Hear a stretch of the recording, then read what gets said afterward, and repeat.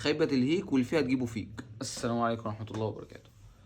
الماتش خلص والسوشيال ميديا كلها بتتكلم على الخناقة بتاعت لعيبة الأهلي مع الحكم والبيلن والكلام ده كله، هنتكلم عنه بس مش وقته، لأن أنا مش بحب الكلام في النقط دي أساسا أوي يعني. هنيجي نبص على الماتش بدأ سيراميكا نازل بيلعب ب5 ورا. أنا كأهلي بدأت بلعب ب4-2 أو ب4-1-2-3 4-2-1-3 أيا كان المسمى اللي بلعب بيه. المهم انا بلعب بديانج واحنا معانا الكرة 8 واحنا مش معانا الكرة يبقى 6. طيب انت شايف ان اصلا سيراميكا بيقفل عليك، ليه مصمم على ديانج ومروان في الملعب؟ عندك اكتر من حد، تقدر تطلع ديانج تنزل مكانه اشرف بن شرقي يبقى مكان تريزيجيه وتريزيجيه مهاجم تاني، تقدر تنزل محمد شريف يا سيدي ويبقى مهاجم تاني، تقدر تنزل بن رمضان لو انت مش عايز تخسر الثلاثه اللي في نص الملعب. كان عندك اكتر من حل، بس انت صممت ان انت ما تعملش حلول، انت صممت على نفس الهيكل. كملت الماتش والماتش مشي. طبعا انت لبست جون، يعني تعالوا نبص على مع بعض الجون اللي دخل فينا. دي بدايه الهجمه بتاعتنا، كانت الكوره مع ديانج تمام وراح بيها ناحيه اليمين، اتقطعت منه. طبيعي اللعيب تتقطع منه اوكي، بس نبص بقى على ديانج وبص على المسافه اللي فاضيه في النص الملعب دي اللي المفروض كان امام يجري يملاها بس ما ملاش. عايزك تتابع مع امام معايا.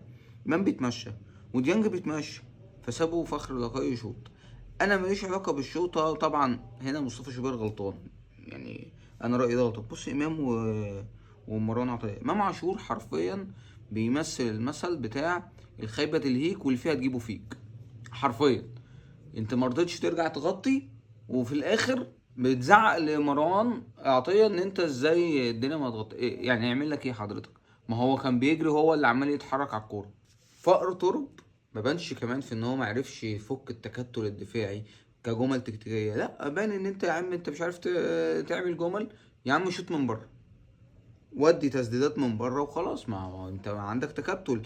الماتش ده فكرني ايه؟ اول ما في اول 20 دقيقه حسيت ان انا بتفرج على ماتش مصر والسنغال. مصر ما اتغلبتش الا لما جت فرصه لمانيه يشوط.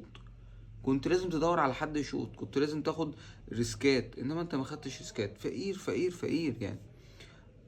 فكرة الجون اللي دخل فينا وان امام ماشي في الملعب بيتمشى حرفيا، هي فكرة ان انت عندك ادارة ضعيفة. الادارة دي يا ادارة يا كابتن خطيب يا كابتن سيد، انتوا بتتحايلوا عليهم وتقولوا لهم ليكم مكافآت لو كسبتوا الدوري اللي هو دورهم. يعني انا بديهم ملايين الملايين عشان خاطر يقوموا بدورهم، وفي الاخر اقول لهم معلش اكسبوا ال6 ماتشات دول وهديكوا فلوس تاني والخصومات اللي اتشالت هنرجعها. طب هو اصلا مش محتاج فلوس، يعني هو النهارده بيقول لك انا مش محتاج فلوس. انت بتديني ملايين الملايين، هتيجي تقول لي هديك 100,000 جنيه ولا مليون عشان نكسب الدوري؟ مش عايزه. هو النهارده قال لك كده، لعيبه الاهلي النهارده قالت لك كده، قالت لك الفلوس اللي انت حاططها لي دي مش مكفيه. وليه اصلا يبقى الحافز مادي؟ يعني ليه انا لعيب النادي الاهلي ده كان تايتل في الدنيا كده، انا لاعب في النادي الاهلي، ليه يبقى اصلا انا ببقى عايز اديله فلوس عشان يكسب الدوري كمان؟ يعني مش بيكسب افريقيا، مش بياخد ميداليه في كاس العالم، لا ده الدوري عادي صباح الفل. اخر حاجه هتكلم عليها هي نقطه البلد. طب ما تيجي يعني قبل ما اتكلم على البيلين على طول عايز اقول حاجه بس. الاهلي النهارده بقى الفرق بينه وبين الزمالك 5 نقط. 5 نقط، عارف ال5 نقط دول من ضمنهم ايه؟ او من ضمن الجاب ده ايه؟ تعادل بتاع ماتش المصري انت جالك بيلين في الدقيقه الاخيره وزيزو ضيعها. ليه عايزين نشيل الهزيمه او التعادل ليه؟ ان احنا ما خدناش ضربه الجزاء. خدتها في ماتش المصري وضيعتها، تاخدها في ماتش سيراميكا وممكن تضيعها 50-50.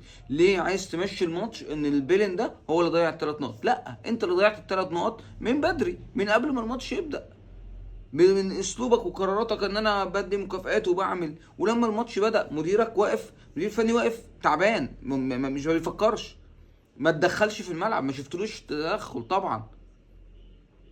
فالبيلن انا شايف انها بيلن، بس حتى لو اتحسبت انت ممكن تضيعها، ومش دي اللي ابني عليها خسارتي للدوري. انت خسرنا للدوري من بدري،